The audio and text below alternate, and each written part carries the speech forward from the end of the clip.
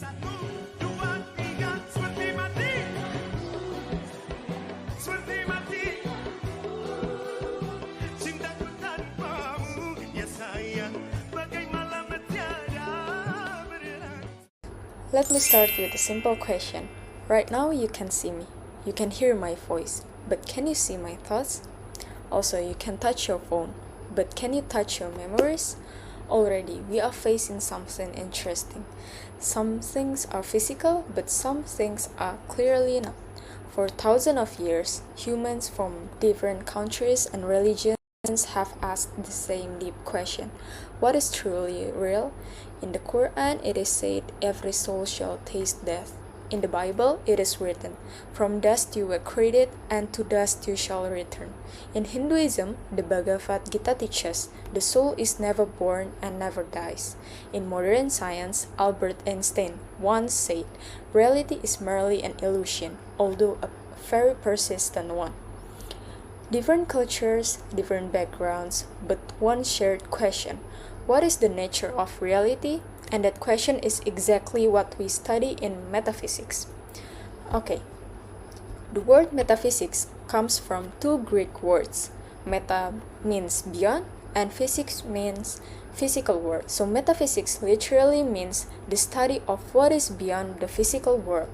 Physics studies many points: blood, brain, gravity, electricity, the human body.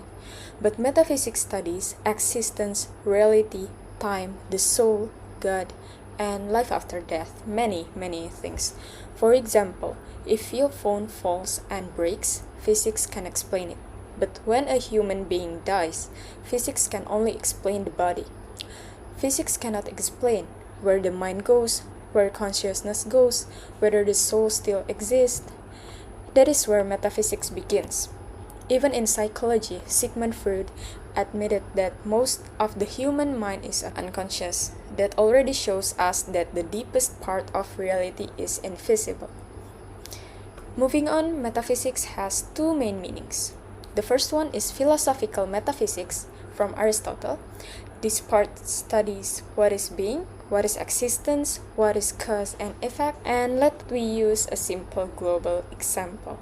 A chair in Malaysia, Japan, Germany, Brazil, they all look different. Different wood, different design, different color, but we still call all of them a chair. So metaphysics asks, what makes something a chair beyond its appearance? This shows that metaphysics studies the essence of things, not just the physical form. Okay, the second is religious and spiritual metaphysics. This part studies God, angels, jinn, the soul, heaven and hell. In Islam, it is said that Allah takes the soul at the time of death. In Christianity, it is said that the soul is more important than the body. In Buddhism, life is seen as a continuous cycle of change. All of these ideas talk about invisible reality. That is why they belong to metaphysics. Now let's talk about something everyone understands: beauty. Plato believed that there is a perfect invisible world that contains perfect beauty, perfect justice, perfect truth. According to him, what we see in this world are only copies of that perfection. Aristotle disagreed. He said beauty doesn't exist in a separate perfect world. Beauty only exists in real objects. Now, look at real life. In Korea, pale skin is beautiful. In Africa, dark skin is beautiful. In Western countries, sharp nose and tall body are beautiful. In Instagram, filters define beauty. So which one is the truth of beauty? It shows that beauty is not fixed physically. It exists in the mind first. That makes beauty is metaphysical concept. Now, we come to the biggest debate in metaphysics. Materialism. This view says only matter is real. Mind is brain, love is hormones, there is no soul. This view is very common in many countries like America, Europe, countries and scientific communities. For example, doctors in the United States often explain depression purely as chemical imbalance in the brain. Meanwhile, idealism, this view says mind is more real than matter. The soul exists. Consciousness is not just brain activity. This view is common in Malaysia, Indonesia, India, Middle East, Japan. For example, in Indonesia and India, many people believe dreams carry messages from another level of reality. This shows how different cultures view really differently. Now let me give you one very simple situation.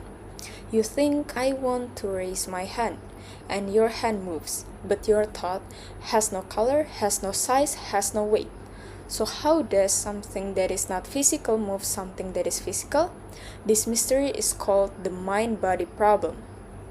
Science can explain the brain, religion explains the soul, but the exact connection between the two is still not fully understood. That is why metaphysics still exists today. Now, let us return to the pictures shown in the assignment. One shows a Christian funeral, one shows a Muslim burial. Two different religions, two different rituals, but both show the same reality. The body is present, but the person is gone.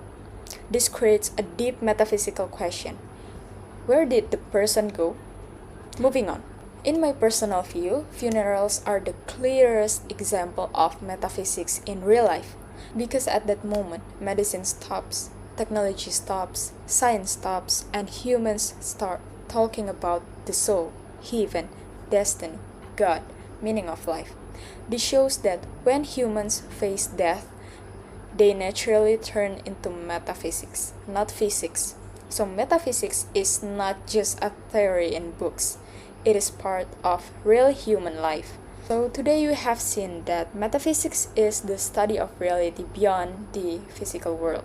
It appears in how we think about life, how we understand death, how we believe in God, and how we search for the meaning. We live in the physical world, but we think with a metaphysical mind. We touch the body, but we believe in the soul. And maybe that is what makes human beings special. We are not only physical beings, we are also metaphysical beings. My name is Davina Widya Ambarsari, 297014. Thank you for watching.